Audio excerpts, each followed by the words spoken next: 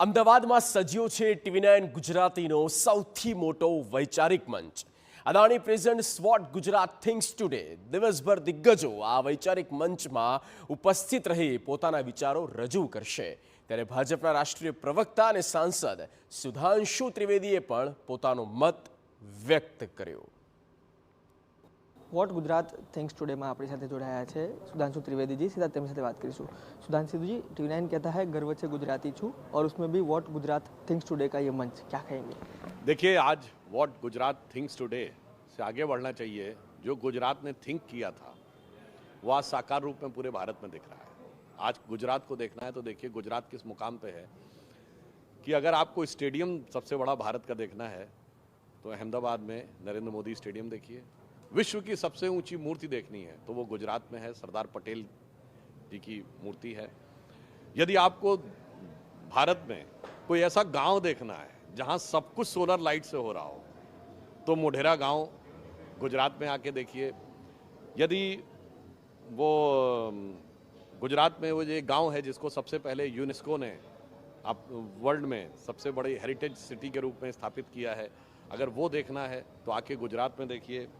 अगर सेतु देखना है तो सुदर्शन सेतु वह गुजरात में दिखाई पड़ता है.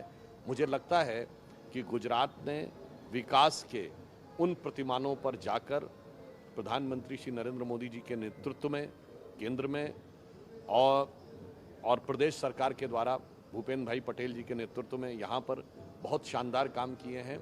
और सबसे बड़ी बात यह है कि आज गुजरात में अनएम्प्लॉयमेंट की रेट पूरे भारत में सबसे कम है, 1.7% के आसपास है.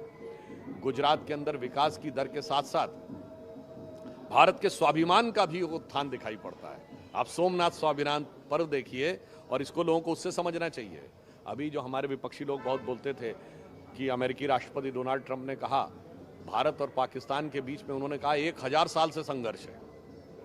अब कोई देश जो 78 साल पहले बना, 1000 साल की लड़ाई कैसे हो सकती? वो 1000 साल यही था जो प्रधानमंत्री जी ने सोमनाथ स्वाभिमान पर्व बनाया कि 1026 में सोमनाथ को विध्वंस किया था गजनी ने, और आज हम 2026 में उसका स्वाभिमान उठ रहा है. और पाकिस्तान आज भी अपनी मिसाइल का नाम गजनी रखता है. इसलिए 1000 साल का वैचारिक संघर्ष था, तो उसका भी उत्तर गुजरात से दिखाई पड़ रहा. और मैं अंत में अपने विरोधियों से कहना चाहता हूँ, भाई साहब कोई मॉडल तो दिखाइए.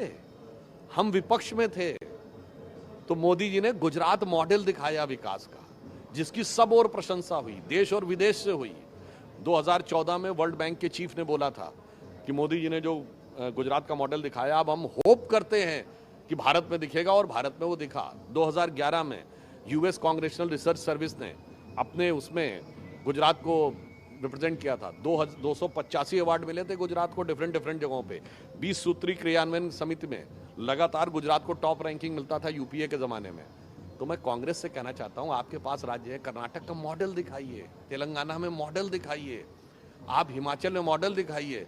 आप तो मॉडल दिखाई नहीं पाते. आपका मॉडल क्या दिखता है कि कर्नाटक में डीके शिव कुमार और सिद्धारमैया के बीच की लड़ाई, तो राजस्थान में जब आपकी सरकार थी तो अशोक गहलोत और सचिन पायलट की लड़ाई, तो छत्तीसगढ़ में भूपेश बघेल जी और के.एस. सिंहदेव की लड़ाई, तो हिमाचल प्रदेश में सुक्खू साहब और विक्रमादित्य जी की लड़ाई. तो भाई साहब आपके तो मॉडल लड़ाई का है और हमारा मॉडल विकास का है. तो मुझे लगता है इसी कारण से जनता भली भांति देखती है. और मैं फिर लास्ट में कहूँ, कांग्रेस का मॉडल क्या है आज? रेवंत रेड्डी तेलंगाना का सीएम, हर सरकार का मॉडल देखिए, वो क्या बोलते हैं, कांग्रेस का मतलब मुसलमान, मुसलमान का मतलब कांग्रेस. मनमोहन सिंह जी बोलते हैं मुस्लिम should have first right over the national resources of India. Kerala का कांग्रेस का नेता प्रतिपक्ष वीडी सतीशन कहते हैं हम जमात इस्लामी के साथ भी साथ लेने में हमें कोई समस्या नहीं है, और मुस्लिम लीग के साथ आप गठबंधन में है. तो कांग्रेस का मॉडल आपस में लड़ते हुए जिन्ना के रास्ते पर भारत को ले जाने का मॉडल, भारतीय जनता पार्टी का मॉडल सरदार पटेल के रास्ते पर चलते हुए गुजरात से लेकर शुरू करके प्रधानमंत्री जी ने देश को नई ऊंचाइयों पर ले जाने का मॉडल. ધન્યવાદ. તો આ હતા સુધાંશુ ત્રિવેદી, જેઓ વોટ ગુજરાત થિંક્સ ટુડેમાં જોડાયા અને રાષ્ટ્રીય અને જે રાજકારણની વાત કરી. કેમેરા પર્સન દીપક સેન સાથે રોનક વર્મા, TV9 અમદાવાદ.